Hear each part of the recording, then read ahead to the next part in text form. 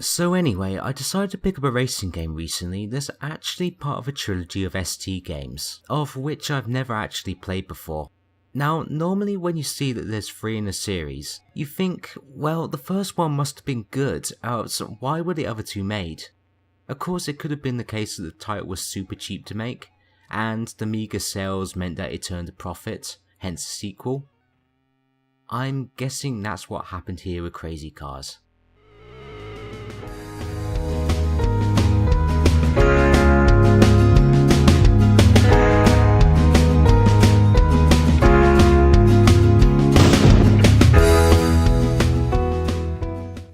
Crazy Cars is a one-player racing game made by Titus in 1987.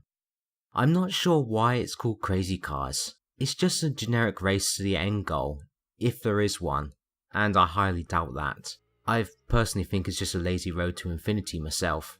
There are also ports for the Amiga, Spectrum, and I believe, although I'm not 100% certain, there are ports for the PC, Amstrad CPC, and Commodore 64.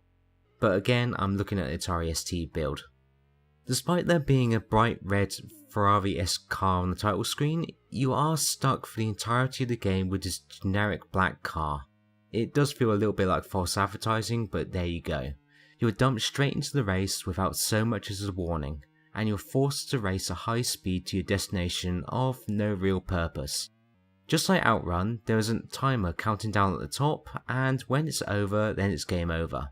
I don't think there's anything more than the one level that you can see. It's pretty much just a means to gain a high score. Now, this isn't particularly a bad idea, but the execution of it has to be much better than what Titus managed here.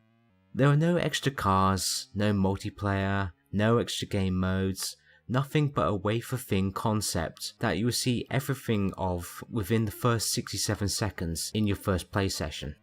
The cars themselves are drawn alright, and the best graphics probably appear on the title screen and the game over screens. The frame rate isn't great, and there's no real variety in the roadside objects. Overall, it doesn't look all that special, and all you have to listen to is this awful car sound. The biggest problem is the gameplay. It's a simple premise of just having to stay on the road using the joystick and moving as fast as you can whilst dodging the cars. My biggest complaint here is that the frame rate is so bad that the cars twitch all over the road, and so accidentally hitting a rival car becomes very easy. And do you know what happens when you hit another vehicle? Well, you slow down to a crawl and the other car gets off scot-free.